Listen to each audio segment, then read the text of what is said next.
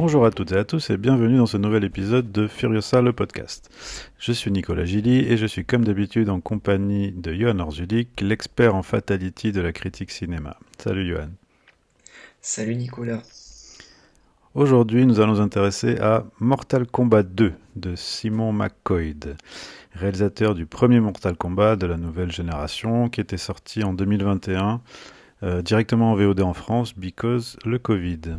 Alors ce nouveau Mortal Kombat est sorti au cinéma le 6 mai. Il a été écrit cette fois par Jeremy Slater, scénariste d'un paquet de chefs-d'œuvre tels que Les 4 Fantastiques de Josh Trank, Death Note d'Adam Wingard ou encore Godzilla X Kong le Nouvel Empire. Je sais, ça en impose. Et tous ces gens très talentueux ramènent à peu près tous les personnages du premier film, auxquels viennent s'ajouter Kitana, Johnny Cage ou encore Shao Kahn, les personnages qu'on peut qualifier d'OG du jeu original. Alors le premier film c'était une bouse infâme, même pas drôle, franchement radine en combat en plus. Et qu'en est-il de ce second épisode? Est-ce qu'il t'a convaincu Johan? Alors là, c'est une bonne question.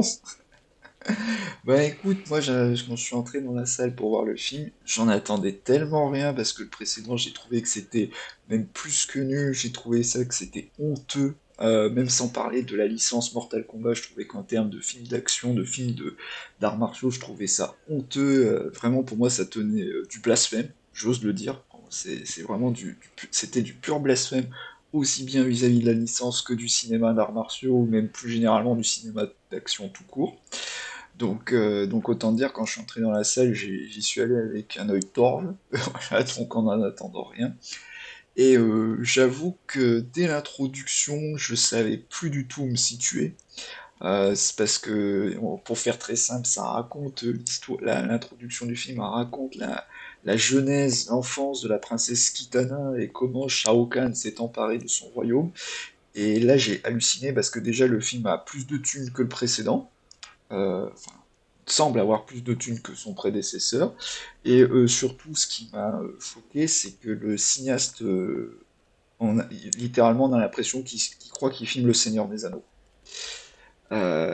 Littéralement, c'est ce que je me suis dit. Je me suis dit, attends, mais le mec, il croit qu'il filme le Seigneur des Anneaux parce que c'est littéralement l'impression que ça donne, c'est-à-dire que t'es dans un espèce de prologue de film de fantasy qui se veut épique, etc., avec le grand royaume qui tombe, la vengeance que souhaite préparer Kitana, etc. Donc, bah, il y avait deux options. Soit j'étais exténué, soit je disais, bon, en me souvenant de mes souvenirs du jeu, enfin mes souvenirs, parce que c'est vrai qu'effectivement, il y a eu comment dire, comment on pourrait ça, il y a eu Mortal Kombat, c'est en deux temps. T'as la première franchise qu'on a connue, moi de mon côté étant enfant, donc avec les jeux sur Super Nintendo, Mega Drive, en arcade, etc. Et puis t'as la reprise de la franchise en main qui est arrivée, si je dis pas de bêtises, courant des années 2010, avec Mortal Kombat 9 et Mortal Kombat 10, etc., et qui ont relancé vraiment l'intérêt de la franchise, même au niveau purement financier et même au niveau d'intérêt de jeu, au point que c'est une franchise qui, en termes de vente, dépasse celle de son concurrent d'alors, qui était Street Fighter. Et c'est vrai que dans la nouvelle franchise, alors en plus moi j'avais beaucoup joué, et j'en profite pour passer le bonjour donc à mon ami David de Montpellier s'il nous écoute. J'ai beaucoup joué à Mortal Kombat 11 chez lui à Montpellier. Et effectivement, ça part dans un délire comme ça, c'est-à-dire un délire un peu à la Seigneur des Anneaux, mais version couillon, enfin vraiment version couillon quoi. Je veux dire, ouais, c'est ça, c'est le Seigneur des Anneaux avec des yakaïos et des monstres complètement improbables. Et donc je me suis dit, bon, allez, je vais me laisser tenter. Donc j'avoue que ça a été souvent sans joie, mais je reconnais qu'il y a des trois passages qui m'ont fait rire. Je plaide coupable, comme on dit. En particulier tous les passages avec Johnny Cage, qui m'ont fait un peu rire.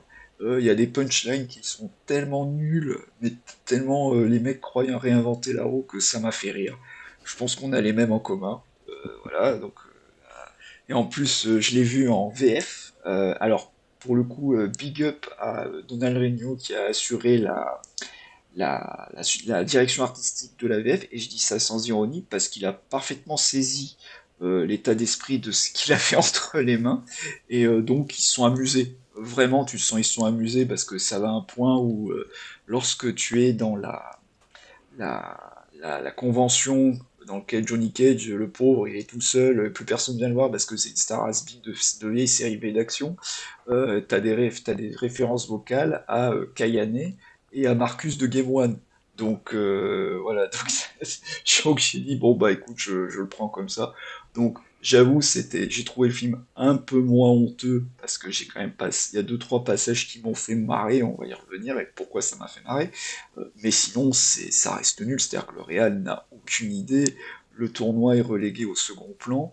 Et effectivement, il y a un côté, le mec ne sait absolument pas ce qu'il filme, quoi, littéralement. Quand je dis sait pas ce qu'il filme, il sait pas ce qu'il a entre les mains, c'est-à-dire qu'on rappelle qu'à la base, Mortal Kombat, les jeux, c'est un délire de Ed Boon et de John Tobias, qui, n'ayant pas les droits de Bootsport pour en tirer un jeu vidéo, sont partis dans un délire où ils ont décidé de faire leur propre Bootsport, ou plutôt leur propre hommage dégénéré au cinéma qu'ils kiffaient, qui était donc qui étaient notamment les films de Bruce Lee, donc avec Opération Dragon en tête, et en mettant des personnages qui étaient rien d'autre que des reprises d'acteurs ou de personnages de films d'action qu'ils avaient vus en vidéoclub ou qui étaient des stars de l'époque. C'est-à-dire que par exemple, le personnage de Sonya Blade, tu penses à la fois à Sarah Connor et à Cynthia Rothrock.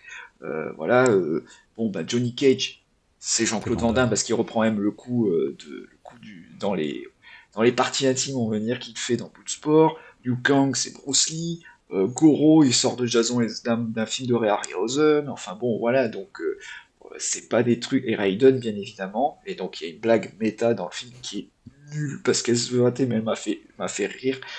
C'est qu'en fait, il était inspiré d'un des trois trous dans les aventures de Jack Burton dans Les Griffes du Mandarin. Et ça vous donne le niveau du film, c'est-à-dire que quand Johnny Cage voit Raiden, il lui dit c'est quoi ton cosplay? Jack Burton dans Les Griffes du Mandarin? Et bon, bah ça, j'avoue, c'est nul, parce que c'est des blagues niveau Marvel, mais moi, ça m'a fait rire. J'avoue, ça m'a fait rire, parce qu'en fait, c'est les seules fois où c'est couillon comme l'était l'univers de base. Et par contre, pour ceux qui disent pourquoi tu l'as vu en VF et pas en VO, alors c'est très bizarre l'exploitation, la distribution de ce film, parce que dans mon cinéma à Grenoble, il y avait quasiment que des séances en version française et la VO était réservée à l'IMAX. Et donc, moi, je vais pas dépenser 23,90 € prix de la séance IMAX pour ça. Donc, exceptionnellement, bah, je me suis dit, je vais pas au choix, je vais le voir en version française. Et d'ailleurs, même toi, Nicolas, c'était quand même assez compliqué d'arriver à le voir. Ouais, c'est clair. Pourtant, alors moi, je suis en région parisienne. Hein, je suis pas dans un trou perdu en plus de région parisienne. Je suis dans le 78 près de Paris. Et bah pareil ici, dans un multiplex UGC, en fait, il y avait qu'une seule séance par jour en VO. Tout le reste était en VF. Donc déjà, il n'y avait pas énorme de séances par rapport à ce qu'il peut y avoir pour Michael ou Mario ou même le Diable s'habille en Prada 2. Mais donc voilà, c'est assez compliqué et surtout en VF. Donc bon, moi j'ai pu le voir en VO quand même en allant le voir une séance de merde le soir très tard. Euh, alors moi j'adore Mortal Kombat le jeu. J'ai passé des heures et des heures et des heures à jouer à Mortal Kombat. Surtout le premier Mortal Kombat et puis Mortal Kombat 2 aussi. J'ai joué autant sur Super Nintendo que sur des bornes d'arcade. Je me rappelle à l'époque, entre ça et Street Fighter, ben, c'était Mortal Kombat. En fait, il apportait un côté, comme tu disais, assez dégénéré en fait au jeu de baston. Déjà parce que ben il y avait ce côté d'apporter des personnages qui étaient filmés plutôt que des personnages dessinés. Et surtout, enfin, la grosse force de Mortal Kombat pour moi, c'était sa violence. Que le film était extrême, le jeu était extrêmement sanglant avec les fatalités et tout, parce que bon, le film, malheureusement. Et Mortal Kombat, le problème, c'est que sur le papier, ça pourrait faire un super film. Un film très con, mais un film très exclusivement axé sur de l'action, et très violent, et bourrin, et ça serait super, franchement. Sauf que le problème, c'est que ça n'a jamais été ça. Que ce soit le film de Paul W.S. Anderson dans les années 90, sa suite encore plus honteuse, ou là maintenant, ces nouveaux trucs-là, j'ai l'impression que c'est des gens chiants qui font ce film à chaque fois, alors que le jeu est tout sauf chiant. Et là, c'est un gros problème. Ce film-là, le Mortal Kombat 2, il dure encore à peu près 2 heures, je crois. 2 heures à raconter une histoire dont on n'a rien à foutre. En effet, ça commence comme une espèce de Seigneur des Anneaux, mais alors là, on est plus sur les anneaux de pouvoir que le Seigneur des Anneaux, hein, parce qu'il y a un côté extrêmement cheap. Hein, et puis bon, enfin, on s'en fout, quoi. Je comprends de mettre un background à des personnages, même dans un film d'action, c'est bien, ça apporte toujours une couche supplémentaire.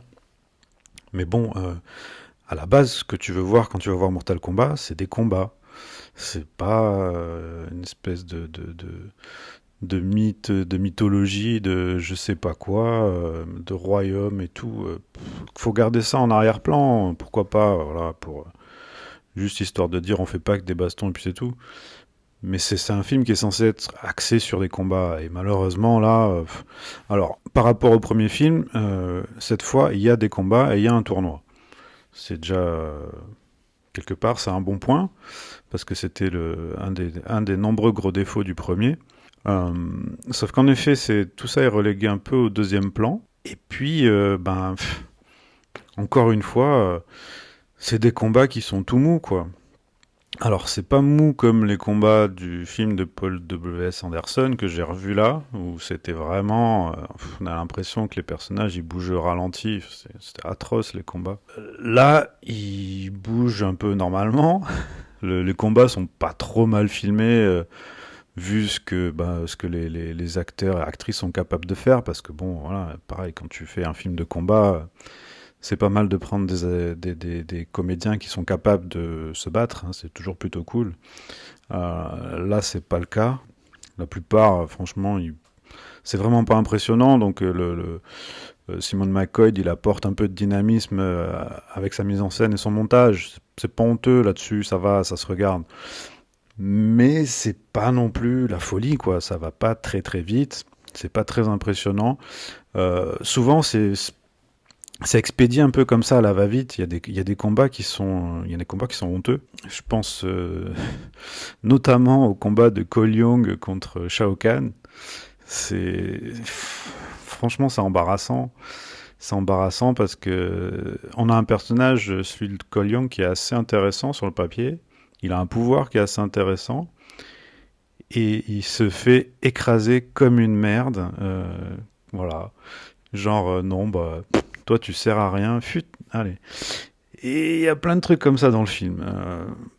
Je trouve que je m'attends pas à Citizen Kane quand je regarde Mortal Kombat, mais, mais je m'attends quand même. Moi, j'attends un truc au moins du niveau de Bloodsport. Voilà, Bloodsport, je sais que c'est pas un grand film, mais c'est un film devant lequel je me fais pas chier, devant lequel les combats, il y a un dynamisme, ça dure un certain temps, il y a une certaine, il y a une scénographie des combats, il y a une dramaturgie dans les combats. Voilà, c'est pour ça qu'on aime les films de baston en fait. C'est pour les bastons quoi. Et là, ben non, c'est juste, c'est un peu tout mou quoi. C'est un peu tout mou. Euh, et puis c'est con parce que pour moi le film il a un gros atout qui est pas son humour. On va en reparler, mais c'est pas ça son atout pour moi. Je trouve qu'il a des super beaux décors. Je trouve que pour le coup, je pense qu'ils ont mis tous leurs moyens là-dessus. Je pense qu'ils ont tout donné sur les décors. Donc les décors des arènes, elles sont super bien foutues. J'adore l'arène du combat entre Liu Kang et comment il s'appelle, Kung Lao. Une espèce de décor un peu tripant, tout bleu, dans une espèce de néant et tout. Je trouve ça super. D'ailleurs, c'est peut-être le combat le plus intéressant, même si, bah, pareil, il est un peu avorté. Mais voilà, je trouve que là-dessus, ils ont bien compris ce que t'es devenu aujourd'hui la franchise Mortal Kombat en jeu vidéo, c'est-à-dire que les arènes de Mortal Kombat, elles sont super. Il y a moyen de faire plein de choses. Sauf que le problème, c'est que, aussi beaux soient les décors, euh, ils font pas grand-chose des décors pour les inclure dans les combats, en fait. À part deux trois pics qui sortent du sol, le reste, bah, ils en font rien. Et je trouve ça vraiment dommage, quoi. Bah, écoute, je te rejoins en partie, entre guillemets, parce que bon, Bon, là on parle de Mortal Kombat, hein, donc si on débat dessus, vous attendez pas à un débat philosophico-cinématographique très profond. Là, on est vraiment en Oui, mode oui, oui. fanboy, comme on dit. Mais en même temps, si tu veux, bah, personnellement, moi j'aime bien le Anderson de base. Je sais qu'il est beaucoup moqué, parfois à juste titre, mais je sais que je suis pas le seul à avoir de la sympathie pour le film. Je sais que plus ou moins l'équipe de Bobine, du Ciné-Club sur Bobine est plutôt fan. Je sais que Déborah d'Écran Large l'est aussi. Enfin bon, voilà, je sais que il a quand même des fans. Si tu veux, pour moi, si tu veux, c'est effectivement le gros problème du Paul Anderson, c'était les combats. Mais paradoxalement, je trouve, et je suis tout à fait d'accord, hein, les combats sont pas top, mais par contre, il y avait une certaine énergie, une certaine folie, au moins dans euh, la- le rythme du film, le montage global, et surtout qui était complètement fou par rapport au décor justement. C'est vrai qu'effectivement, quand tu voyais le Paul Anderson, notamment les arènes et tout, des fois, tu avais l'impression d'être dans un Mario Bava. euh, Par moment, tu vois, avec notamment la reine contre Johnny Cage et Scorpion, etc. Ce qui fait que il y avait un côté généreux. Voilà, voilà, je trouve qu'il y avait un côté généreux que t'as pas dans celui-ci. C'est-à-dire que le gros problème qu'il y a, c'est que, et c'est ce qui manque, c'est qu'il n'y a aucune énergie dans les combats. Effectivement, ils sont un poil mieux que leurs prédécesseurs, mais c'est juste parce qu'en fait, il a un peu moins charcuté le montage. Mais en fait, il n'y a aucune inventivité dans les chorégraphies, à part et c'est bien dommage. Effectivement, comme tu l'as dit, le combat de Liu Kang face à Kung Lao, effectivement, c'est le seul qui a une idée, mais encore une fois, avec justement le chapeau qui décapite. Mais, encore une fois, il n'y a pas. En fait, c'est avorté. C'est souvent des combats avortés qui sont filmés de manière très sérieuse, encore une fois, alors que ça doit être du fun à l'état pur et surtout de l'inventivité. Il faut être honnête, si Mortal Kombat, on a kiffé autant le jeu, c'était aussi par rapport à ses fatalities. Et c'est vrai qu'effectivement, les fatalities, c'est du cartoon gore. C'est-à-dire, c'est littéralement ce que tu pouvais voir. Et je pense notamment, c'est ironique parce que c'est New Line qui avait produit Mortal Kombat et qui le reproduit là à l'heure actuelle. Je rappelle que New Line, avant d'être connu pour même les Freddy, tout ça, dans les années 70, ils ont fait leur beurre sur les films d'action de la Toei avec Sonichiba, Etsuko Shiomi, etc., dans lequel justement tu avais des scènes d'action, des scènes de baston qui étaient over the top, très gore, mais en même temps très fun, avec arrachage de parties intimes, voilà, décapitation, enfin bon, hein, d'explosion de crâne, enfin voilà, tu avais tout ça. Donc c'était logique quelque part que cette franchise atterrisse dans le giron de New Line Cinema. D'ailleurs, il y a une mise en abîme au début du film, de ce nouveau film, c'est qu'au début, tu vois en plus le générique, les credits des compagnies qui sont annoncés comme le jeu Mortal Kombat 2 des années 90, c'est la même typo, etc.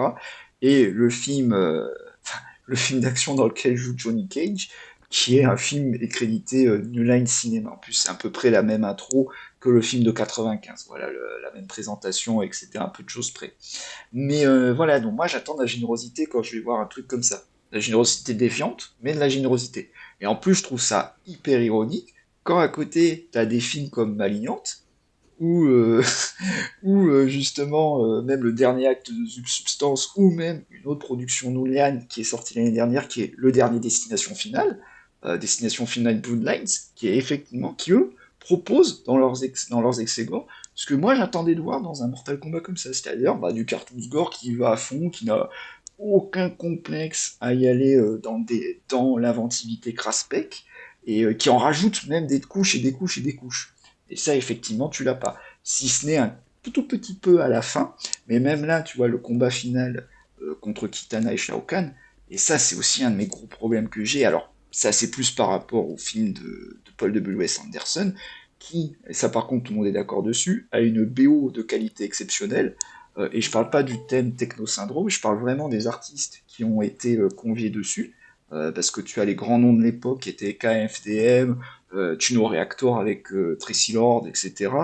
Tous les grands noms de la scène électro-metal, donc en plus il y a même du Fear Factory, du Napalm Death, etc. Donc ça fait partie des BO emblématiques, comme il pouvait y avoir avec celle de Lost Highway et Matrix. Et là, je me dis, moi, ça, c'est un constat un peu global que je porte, c'est que je me dis, mais quand il y a le combat avec Kitana, mais à la fin, où justement elle décapite Shao Kahn, ouais, et en plus c'est la seule scène où il y a un petit peu de gore, un peu, voilà, un peu imaginatif, mais mettez-moi du Dice Pits. Mettez-moi le groupe Dice Pits, Throw Yourself to the Sword, sur ce combat, quand elle le décapite, et au moins ce sera fun. Quand je dis ça, c'est parce que t'as plein de groupes d'électro maintenant, ou de groupes de rock, qui sortent de rock alternatif, qui sont hyper énergiques, et puis qui sont super fun à l'heure actuelle, et on les met pas en avant, alors qu'en fait, ce genre de film, ça devrait être quelque part des vitrines, je parle même pas au sens commercial, je parle juste de vitrines pour faire découvrir, parce que à l'heure actuelle, et c'est une petite parenthèse, ce que je trouve dommage, c'est qu'à part un film comme Sinners ou un film indé à 24 comme I Saw Tilly Glow, moi j'en ai marre que les BO ce soit que des BO nostalgiques de Spotify et tout. Alors que justement, des films, je parle de Sinners avec Tilly Glow, pour découvrir des choses qui sont en rapport soit avec leur culture musicale, soit avec la musique actuelle. Et il y a plein de groupes intéressants. Moi aussi, donc si tu veux, c'est que j'ai envie aussi de délire comme ça. Tu vois, une grosse musique bien vénère, avec des guitares bien agressives et tout, elle décapite le truc, puis c'est fun. Donc voilà, donc en fait, c'est un film qui n'a pas de fun. Et l'autre problème qu'il y a, c'est que même quand il a des idées chorégraphiques, il ne les exploite pas, ou alors c'est rythmé de manière très molle. Le combat entre Kitana et Johnny Cage, ça c'est vraiment l'exemple typique. C'est-à-dire qu'il y a une idée de lui il doit grimper pour l'esquiver, etc. Et elle est cinglée. Hmm. Mais qu'est-ce que c'est mou, quoi. Enfin, je veux dire, il n'y a aucune idée. C'est-à-dire que le problème de ce mec, c'est qu'il n'a littéralement aucune idée visuelle.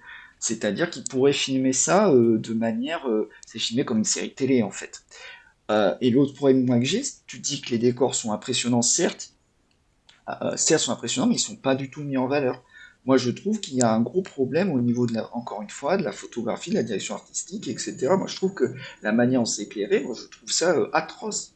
Et l'autre problème que je trouve, c'est que tu dis qu'effectivement les araignées sont triées, mais ça n'a. Alors, tu me diras, on est dans Mortal Kombat, hein, donc c'est du délire hein, de base, mais ça n'a aucun sens. C'est-à-dire qu'on a le même souci qu'il y a beaucoup sur les adaptations de jeux vidéo à l'heure actuelle, c'est de les adapter littéralement, c'est-à-dire sans prendre conscience un minimum, je dis bien un minimum, d'un world building ou d'un dramaturgie, quand bien même ce dernier n'a pas vraiment de sens, mais au moins soigner un petit peu comment je peux y croire un minimum, parce que c'est vrai qu'effectivement, là on est plus dans les adaptations littérales, du copier-coller, c'était le cas sur Super Mario Bros, c'est sur le cas sur d'autres adaptations, on l'a bien vu récemment, on en parlait entre nous la semaine dernière, et même sur le podcast sur Michael, il y a le même craquage sur la bande-annonce de Resident Evil, parce que mon Dieu, ça ne ressemble pas totalement au jeu et tout. Donc ça aussi, c'est un gros problème d'adapter littéralement à quelque chose qui ne peut pas être adapté littéralement. C'est pas possible et de l'adapter sérieusement, parce qu'en fait, de base, ça se prend pas au sérieux en fait. Mais malgré tout, je suis le premier à admettre. Je reconnais il y a un truc qui sauve pour moi le film, c'est au moins le casting, c'est un bien grand mot. C'est effectivement Karl Urban qui fait ce que moi j'attends de Johnny Cage, c'est-à-dire la star vantard d'Aspin qui finit par reprendre confiance en lui et tout. Ce que c'était, ben, en fait, il s'est vendable, quoi. Donc tu veux, voilà, le fait qu'il fasse des blagues à la con et tout, ça ne me gêne pas dans cet univers-là, parce que en plus je trouve que c'est le seul qui a l'air de comprendre dans quel film il est censé jouer, voilà, de base. Après, voilà, donc après c'est vrai qu'effectivement, même au niveau du casting, j'ai un gros problème, et on en parlait déjà sur le premier, mais ça c'est le même souci. Quand dans ce casting-là, tu as Hiroyuki Sanada, Joe Talsim, et alors là c'est le truc le plus improbable, moi je reste quand même sur le cul, c'est quand même Tadanobu Asano, et il va falloir m'expliquer la carrière du gars, parce que le gars c'est quand même c'est un mec qui côté japonais a une filmographie équivalente à Tom Cruise ou Kate Blanchett niveau cinéma japonais, mais alors sa filmographie occidentale, Dieu merci il a joué dans Silence de Scorsese, mais sinon sa filmographie occidentale, mais il ne fait que euh, les, euh, les seconds couteaux japonais dans les films, dans les grosses productions, bah, un peu comme son pote Hiroyuki Sanada. Mais tu vois, mais Hiroyuki Saga, tu sens que bon, il a fait Shogun récemment, ça lui a permis d'avoir son Grammy, et là il doit se dire, vous allez m'arrêter de me faire jouer dans Mortal Kombat et tous ces trucs-là, parce qu'il apparaît quoi, 10 minutes à la fin, quoi, et c'est tout, quoi. Alors que c'est le mec le plus charismatique de tout le casting, quoi. C'est quand même une tuerie, ce mec. C'est-à-dire que moi, pareil, j'adore cet acteur, on parlait de Sonishima, mais il faut voir en plus les films. Parce que nous, on le connaît que pour Shogun et toutes les productions américaines sur lesquelles il a tourné. Mais le mec, c'est un monstre de charisme. Enfin, je veux dire, vous voyez vraiment les films avec lesquels il a démarré étant plus jeune avec Sonishima, dont certains étaient distribués par New Line Cinema. Je pense notamment à Roaring Fire, Le Feu de la Vengeance, qui est disponible chez Roboto Film et qui a été distribué par New Line Cinema. Le mec, c'est une tuerie. C'est un mec à mi-chemin entre eux. Enfin, un mec, c'est littéralement, il a la capacité martiale de Jackie Chan. Et en même temps, il pouvait jouer aussi bien les héros d'action que des héros plus dramatiques. Je renvoie à Ring et tout. Donc moi, quand j'ai un acteur aussi charismatique, des acteurs comme ça, aussi monstrueux côté casting asiatique, qui sont relégués au second plan, j'ai envie de vous dire, mais merde, putain, faites rien. Puis en plus, si t'as un Boissano Raiden, quoi. Enfin, je veux dire, il reprend le rôle de Christophe Lambert, quoi. Enfin, c'est quand même, voilà, donc enfin, je veux dire, Donc c'est un enfin, voilà, gâchis. quoi, je veux dire, c'est, c'est un gâchis. Enfin, Bah, tu vois, en vas-y, fait, je te laisse non, rebondir. non, mais, je suis d'accord avec toi, mais pas complètement en plus. Sur les acteurs asiatiques que tu dis, évidemment, là c'est un gâchis, mais énorme. Hiroyuki Sanada, qu'est-ce qu'il fait? De toute façon, globalement, le pauvre, à l'international, depuis qu'il a joué dans le dernier Samouraï, il joue à peu près toujours le même rôle, quoi, hein. Il se retrouve à être le vieux, l'ancien samouraï, sage, machin, voilà. Là, oui, on le voit quasiment pas. On le voit en plus refaire les mêmes choses, hein, faire son petit jardin et tout, puis après se bastonner. Et encore, c'est une baston qui dure 3 secondes, c'est nul à chier. Tadanobu Asano, pareil, putain, ce mec, il est immense. C'est un acteur immense. C'est un des plus grands acteurs japonais pour moi, sans aucun problème. Et là, t'as l'impression que c'est un gros nul. Enfin, il est nul à chier en Raiden. On comprend rien quand il parle. T'as l'impression qu'il a zéro charisme, alors que ce mec, il a plus de charisme que tous les acteurs hollywoodiens réunis presque, normalement.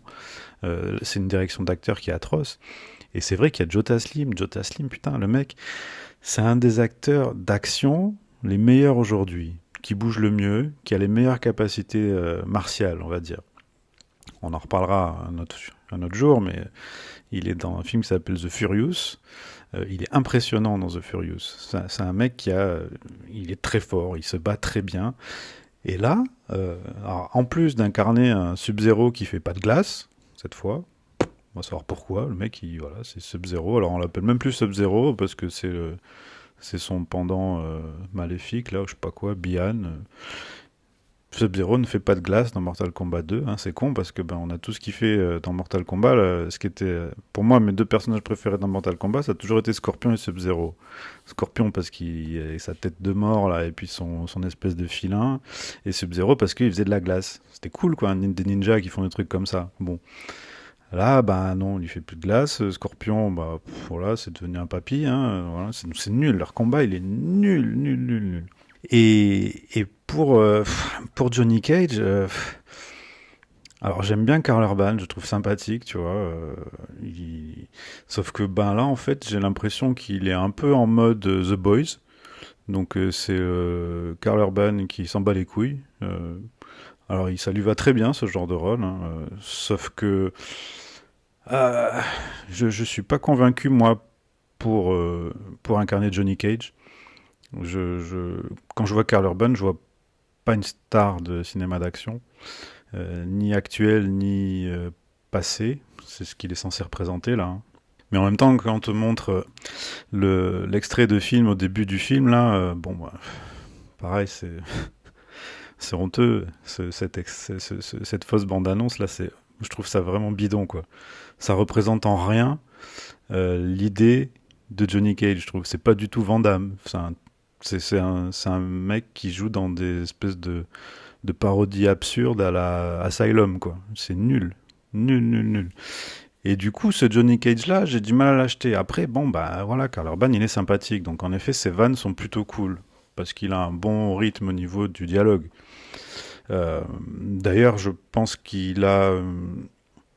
je parlais du combat entre Liu Kang et Kung Lao.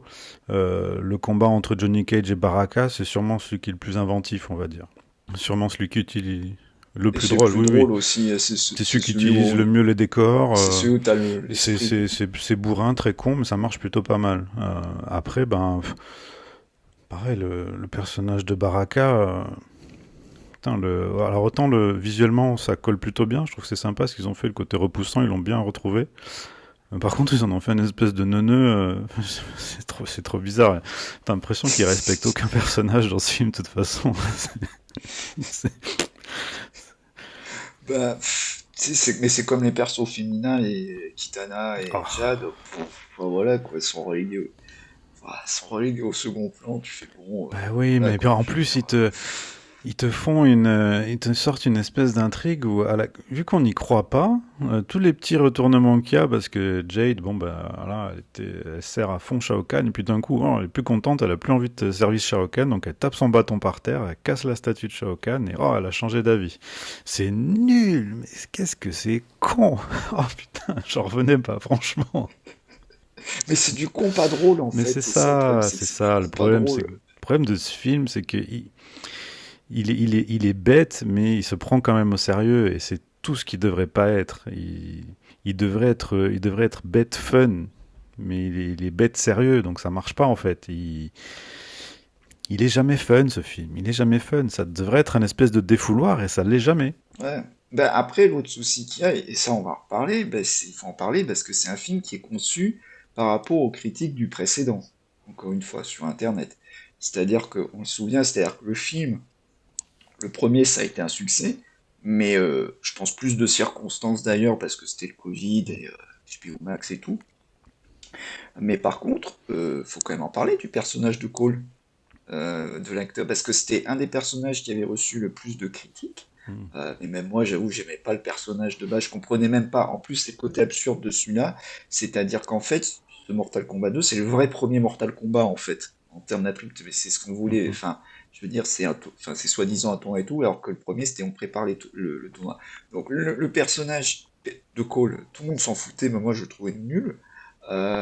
Et en gros, donc, bah, ils se sont rendus compte que le personnage, personne n'en voulait, qu'il n'y avait pas le tournoi, qu'il n'y avait pas assez de ci, qu'il n'y avait pas assez de ça, que les combats étaient imbitables dans le précédent, donc ils essaient entre guillemets de corriger tout ça. Donc qu'est-ce qu'ils essaient? Ils tuent le héros du premier film en plein milieu et ils le font crever en plus. Ah oui, Comme sans une aucun merde, respect, hein. c'était Zéro un gros respect, quoi. couteau de C'est affreux. marteau. Ah mais en mode on te dégage. Et alors le truc c'est que dans la promo du film, ce week-end, qu'est-ce qu'on a appris? Même pas, ils ont même pas prévenu une semaine à l'avance, hein. Vraiment, ils ont prévenu 2 heures avant. Oui, bon, donc le Grand Rex, parce qu'il y avait une séance au Grand Rex. Oui, donc Lewis Stan, l'acteur qui fait Cole, à la rencontre des fans ce soir, à la projection au Grand Rex. Et c'était même pas la grande salle en plus. Tu vois ce que je veux dire? Le mec, littéralement, même l'acteur, il fait du service après-vente, mais de seconde zone pour l'un des films dans lequel il est en tête d'affiche, quoi. En plus, je sais pas comment il a dû réagir à la lecture du script. Quand bien même, moi, j'aime pas son personnage. Et je veux dire, juste l'idée de dire, bon bah voilà, t'es le héros du premier, tu dois crever à la moitié du truc, alors que c'était lui qui était censé être le héros de la franchise, quoi. Donc j'imagine pas la tête du gars, quoi. Donc ça aussi, c'est un gros problème, quoi. C'est cette manie de concevoir les films en fonction des fandoms. Et ça, c'est un problème beaucoup plus global à l'heure actuelle, qui est très toxique, je trouve, à la création Je cinématographique. savais même pas qu'il y avait eu des retours mauvais, en particulier sur lui, vu que j'ai l'impression que tout était mauvais dans le premier, donc je savais pas que c'était lui particulièrement qui avait mangé. Mais bon, non, mais c'est nul, ouais, c'est un peu minable ce qu'ils ont fait là. Mais après, autant le personnage en lui-même, il est inintéressant au possible, autant, tu vois, je trouve que le pouvoir qu'ils lui ont mis là, d'absorber l'énergie des coups qu'il prend pour ensuite en refaire d'autres plus puissants et tout, je trouve ça plutôt sympa. Ça aurait été pas mal d'utiliser ça dans des vrais combats, tu vois. Sauf que, bah, ils le font pas. Ils font pas. En fait, ouais, je sais pas, c'est un film où il y a des combats qui en sont pas vraiment. C'est trop bizarre. Et puis surtout, il est jamais.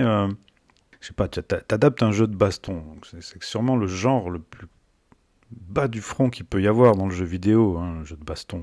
C'est voilà, c'est la baston, c'est tout. Et ce qui est cool, tu vois, avec Mortal Kombat, c'est l'utilisation des décors, les coups spéciaux Et le fait que voilà, t'es là, tu galères, t'en chies et tout pour ton combat, tu vas faire des mouvements super compliqués avec les doigts et tout, et puis à la fin, t'as gagné, puis là, tu peux faire ta fatalité pour décompresser, tu vois. Voilà. Tu vas humilier ton adversaire avec une fatalité, ça c'est super cool. Et il y a quasiment pas ça du coup dans le film, en effet. À part ouais, le coup de Kitana sur la fin et celui de Liu Kang sur Kung Lao. Il me semble d'ailleurs que c'est une fatalité du jeu, d'un des jeux, le 11 peut-être. Oui, je confirme. C'est le 11, oui, tu peux la faire dans le Mais 11, bon, je confirme. tu sais, je sais pas, t'as l'impression qu'ils ils savent pas comment récupérer des trucs du jeu vidéo. Je pense, il y a un truc, ils le font une ou deux fois au début des combats. Les scènes, elles sont cadrées avec un personnage de chaque côté du cadre, sur un cadre très large. Voilà, c'est un peu une grammaire vidéoludique du jeu de combat, tu vois. Mais de ça, ils en font rien, c'est juste un plan. Pareil, il y a un truc je me disais, ça va être sympa, ils vont peut-être utiliser l'espèce de flamme qu'ils utilisent dans le ciel là, pour le nombre de vies des personnages qui diminue, enfin le nombre de personnages, pas vraiment des vies, mais pareil, je trouve qu'ils en font rien de ces trucs-là. Euh, et du coup, j'ai l'impression qu'il y a vraiment zéro idée pour essayer, j'imagine c'est compliqué, mais essayer de transposer l'expérience d'un jeu de combat au format cinéma. Je comprends que c'est compliqué parce que t'as pas, en tant que spectateur, t'as pas l'expérience de combattre en fait par le biais de ton avatar. Mais je sais pas, il doit bien avoir un moyen de le faire d'une façon ou d'une autre, de te faire vivre quelque chose de façon un peu plus Ah, intense, quoi, et puis un peu plus bah rigolote. c'est simple, c'est simple, c'est la mise Oui, en scène. C'est la mise en scène et l'inventivité qui font que tu ressens ce que tu ressens devant ton pad, etc., c'est sur ça. ta console. C'est ça, en fait. C'est pour ça que les films d'action, enfin, même les films d'arts martiaux, et même les meilleurs, bon, enfin voilà, c'est que ça fonctionne sur un aspect très kinétique, qui fait qu'au final, à la fin, t'es en Bah, transe littéralement, quand c'est le bah summum oui. de ce spectacle. Et c'est vrai qu'effectivement, c'est absolument pas le cas ici, parce qu'encore une fois, il n'y a aucune inventivité. Ils savent pas comment adapter cette franchise qui est pourtant pas la plus compliquée, entre guillemets, soi-disant à adapter, enfin, du moins sur le papier. Et si tu veux, donc, ils savent pas. Ils savent pas quoi en faire. Les seuls qui ont réussi pour moi à savoir ce qu'il y avait à en faire, il y en avait aussi un autre qu'on n'a pas parlé, qui est un peu oublié. C'est le premier dessin animé justement dérivé de la franchise qui est sorti, je crois, fin des années 2010, qui est Scorpio Revenge, que je recommande d'ailleurs de voir, même si c'est pas Marocco de fin d'émission, mais qui est le seul qui a compris voilà, qu'il fallait faire un truc bête et méchant en fait, mais généreux en même temps. Et c'est les seuls qui ont compris à peu près ça. Mais après, on parle quand même d'un matériau de base qui est quand même pas non plus. Euh, Enfin, je veux dire, par rapport à d'autres jeux, c'est pas Shadow of Colossus, c'est pas Final Fantasy ou c'est pas Silent Hill. Je veux dire, en termes donc, ce que tu peux faire avec ce matériau-là, bah, c'est faire un film d'arts martiaux, mais à l'ancienne. C'est-à-dire, et quand je dis arts martiaux, je parle pas non plus des classiques Shaw Brothers, style la 36e chambre de Shaolin. Non, on est plus sur du bout de sport, Non, effectivement, mais ou avec même des un truc monstres. façon Mais jeu de c'est la ça, en mort, fait. ou même, enfin là, Oui, voilà, au jeu de la quand tu mort avec regardes, Bruce Lee, ouais. je repense là à The Raid, le film The Raid de Gareth Evans. Hmm, C'est un film qui oui. est plein de défauts et tout, hein, c'est pas ça la question, mais je trouve que ça serait une bien meilleure adaptation d'un jeu de combat, en fait, que n'importe quelle adaptation de jeu de combat qu'il y a eu. Oui, Parce je vois qu'au ce que moins, tu veux dire. Je il suis d'accord. t'immerge dans de la baston en permanence, il te fait vivre un truc vraiment limite dans tes tripes, quoi. Et voilà, c'est un truc comme ça qu'il faut faire. Mais c'est vrai que oui, effectivement. En fait, ce qui est triste, c'est que, bon, là, je pense qu'on sera d'accord, c'est que celui qui aurait dû réaliser ces nouvelles adaptations, c'est paradoxalement le producteur de ces films, c'est James Wan. Oui, Parce que t'auras mais ce qui produit en fait ces films, c'est-à-dire que tu mets le James Wan en mode Aquaman malignante, mais c'est le réal parfait en fait, pour faire en plus du Mortal Kombat fun et généreux et complètement couillon, mais qui au moins s'assume. Voilà, et c'est vrai que c'est quand même hallucinant parce que, alors, comme j'ai dit, moi je suis un tout petit peu plus celui-ci, parce que en fait le précédent c'était pas juste, c'est catastrophique. Celui-là entre guillemets il est juste nul, quoi. Voilà, c'est ça le truc. Mais par contre, euh, je veux dire, c'est quand même triste qu'un mec comme ça qui est autant généreux à la réalisation, du moins sur ses derniers films, euh, enfin, produit des trucs où tu te dis, mais pourquoi, enfin, comment il fait des trucs aussi Bah, c'est la plats, preuve qu'il entre doit pas trop guillemets. s'en mêler, hein. Alors j'espère James, oui, je pense aussi. Ah ben, après, ça peut peut-être être bien parce que enfin, on sait pas, mais au moment où on parle, dans un mois, il y a Backroom qui sort et qui l'a coproduit avec A24. Donc en plus, alliance de deux conceptions totalement différentes de l'horreur. Je suis curieux en plus de voir ce qu'il a fait en tant que producteur et tout sur Backroom, tu vois, avec A24 en plus. Donc là c'est Sub-Zero Scorpion, tu vois, la rencontre entre les deux univers de conception de l'horreur, c'est Scorpion Sub-Zero. Mais c'est vrai que ouais, effectivement. Moi, j'en attendais rien. Bon, après, je suis pas déçu. Tu vois ce que je veux dire? Bon, il y a deux, trois vannes qui m'ont fait rire. Effectivement, toute la partie avec Baraka, c'est la seule qui, pour moi, capture un petit peu ce qui est censé être le jeu. Euh, et puis voilà, c'est-à-dire que même les montages alternés à la fin entre Johnny Cage et le combat avec Kitana, je trouve ça honteux, quoi. C'est-à-dire que le mec n'a littéralement aucune idée, quoi. Il touche, c'est vraiment un yes man qui touche son chèque, et puis voilà, quoi. Je veux dire, il filme C'est vrai. Et sans puis, franchement, personnalité. il faut voir pour le croire le plan de fin du film. Le truc au ralenti, Ah oui, où ils avancent tous vers la caméra, c'est franchement, enfin, je sais pas en fait, je sais pas c'est quoi le concept derrière, si tu veux. Je sais pas si c'est de l'humour, si c'est sérieux, j'en sais rien, je comprends pas. Mais franchement, j'ai trouvé ça très embarrassant. bah, ça essaie d'être couillon en fait, c'est-à-dire que ça essaie de parce que, alors faut quand même être honnête, dans les derniers jeux Mortal Kombat, c'est-à-dire le 11 notamment, t'as tout un délire comme ça, hein. Je veux dire où ça se veut parodique du cinéma d'action, de machin, mais il y a un peu d'énergie, c'est-à-dire que en fait le problème qu'il y a, c'est qu'ils adaptent le scénario de ces jeux-là comme si c'était des chefs-d'œuvre absolus de dramaturgie. Donc en fait, alors Bah que non, non, bah non, c'est nul. pas sens. Ils font C'est fausse route c'est- complètement. c'est Ils pas font bien. vraiment fausse route. Et alors en plus quand même, hein, ces enfoirés, ils attendent le générique de fin pour mettre le techno syndrome, quoi. Non mais Ah oui, franchement. ah oui, oui. Non, alors mais en plus ça manque. Encore une fois, je l'ai dit un peu avant un peu plus tôt dans l'émission, mais ça manque quand même toutes ces BO. Enfin, je veux dire, tu dois te lâcher Bah même au là, niveau de la alors là, pour BO. le coup, la BO, elle est Voilà, immonde, hein.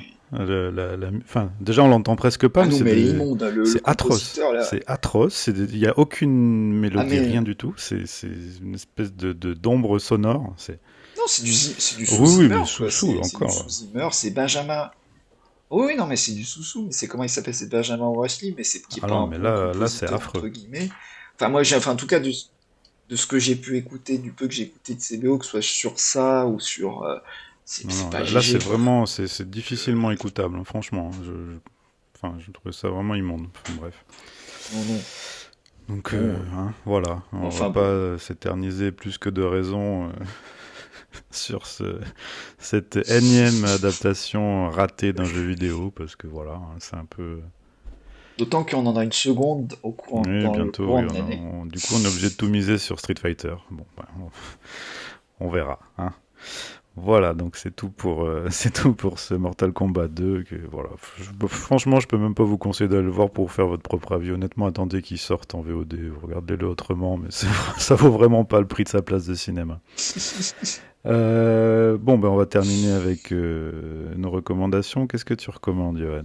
Alors bon, je pense que c'est une reco, mais je pense qu'elle est attendue par les fans de Mortal Kombat ou de ce genre de film, de ce genre d'univers. Donc donc Marocco, c'est un classique du cinéma hongkongais des années 90, du catégorie 3 plus précisément, et c'est donc réalisé par un artisan qui s'appelle Lam Nak Choi, qui était connu, donc qui était un peu comme le surnomme très affectueusement mon ami Aurélien, que je salue, qui le surnomme affectueusement un peu le James Wan de cette époque à Hong Kong. Et donc le film en question, bah, c'est bien évidemment Rikio, The Story of Riki, qui est donc une adaptation du manga éponyme de Masahiko Takajo et Tetsuya Saru Watari, et qui est sorti donc en 1991 et qui raconte l'histoire de Lee Kwang, donc ou Rikyo justement dans les versions qui sont donc en Occident, et donc est un jeune pratiquant d'arts martiaux à la force surhumaine qui est envoyé en prison et qui va en fait vivre de multiples aventures avec les prisonniers et surtout avec aussi l'organisation de la prison. Et donc c'est un gros délire ultra gore, ultra généreux au point, et inventif. C'est vraiment l'incarnation du film bête, con et méchant, mais dans le bon sens du terme. C'est-à-dire que c'est aussi bien la meilleure adaptation officieuse qu'on pourrait se dire, enfin adaptation, c'est oui, on pourrait dire que c'est la meilleure adaptation officieuse de Ken le Survivant en termes d'inventivité dans le gore, et en même temps, c'est ce à quoi on pourrait imaginer, ce à quoi aurait dû ressembler un film Mortal Kombat. C'est-à-dire, c'est tellement autre, mais vraiment, hein, c'est tellement autre dans le gore, dans la déviance et tout. À la fin, ça se termine même littéralement en purée, hein, pour vous dire, hein. Non mais littéralement en purée, que ouais, voilà, c'est un film hallucinant à regarder encore aujourd'hui et que moi j'aime beaucoup. Enfin, c'est pas mon film hongkongais préféré, bien évidemment, mais j'ai beaucoup de sympathie pour ce film-là parce que je le trouve fun, mais en même temps hallucinant à regarder. Parce qu'il y a vraiment des idées que en termes d'imagerie gore, cartoon, que j'ai jamais revu ailleurs, si ce n'est dans le Brain Dead de Peter Jackson. Voilà, que je pense d'ailleurs Peter Jackson a vu pour préparer Brain Dead. Voilà, mais sinon, voilà, donc c'est vraiment un, voilà, Rikio's Story of C'est très Ricky. cool comme film, en effet. Bon, pour ma part, comme on parle de Mortal Kombat, je vais rester dans un cinéma sérieux. Euh, mais plus sérieusement, je voulais recommander un film de tournoi, parce que en cherchant un peu, je me rends compte que bah, des films de tournoi, des bons, il n'y en a pas tant que ça, en fait. C'est un genre qui est assez mal représenté. Il y a beaucoup de films un peu pourris. Mais plutôt que Bloodsport, le classique, je voulais vous recommander, si vous ne l'avez pas vu, Le Maître d'armes de Ronnie Yu, un film des années 2000 avec Jet Li, qui est pour ma part ouais, un des meilleurs films de Ronnie Yu, vraiment. Je me rappelle à l'époque où je l'avais découvert, j'avais trouvé ça vraiment superbe. C'est tiré d'une histoire vraie, alors c'est assez romancé, hein. Histoire vraie de Wu Yuanjia qui avait créé la fédération de Jiangwu, donc de Jingwu, pardon. Grosso modo le kung fu, ce qu'on a appelé kung fu, quoi, au niveau professionnel. Et en fait, bah, c'est un vrai pur film de tournoi. Donc il y a plein de combats avec plein de styles différents, plein de types d'adversaires différents. À chaque fois, on voit en quoi bah, le héros qui maîtrise un certain type de combat, de chorégraphie et d'art martial doit s'adapter à d'autres types qui ont vraiment rien à voir. Un mec qui fait de la boxe thaï ou un espèce de colosse britannique. Enfin, sachant que les chorégraphies étaient signées Yuan Wuping. Pareil, sûrement un de ses meilleurs travaux dans un genre assez différent de ceux pour quoi on l'a connu. Très réaliste dans les scènes de combat. Et un film qui est très long, extrêmement sérieux quelque part, mais qui, pour le coup, ben, il donne exactement ce qu'on a envie d'avoir quand on regarde un film de baston, quoi. Parce que les bastons, elles sont incroyables, elles sont hyper généreuses. Et voilà, c'est vraiment un super film que, voilà, je sais qu'il avait eu un peu de succès à l'époque, donc la plupart des gens, je pense qu'ils l'ont vu, mais voilà, j'avais envie d'en reparler parce que j'ai bien envie de le revoir aussi. Voilà. Eh bien, je crois qu'on arrive au bout de l'émission. Encore une fois, un film formidable. Merci Johan d'avoir participé avec générosité. Merci à toi, Nico. Et bien, merci à vous qui nous avez écoutés jusque-là, si vous êtes arrivés jusqu'au bout. Et je vous dis à une prochaine fois.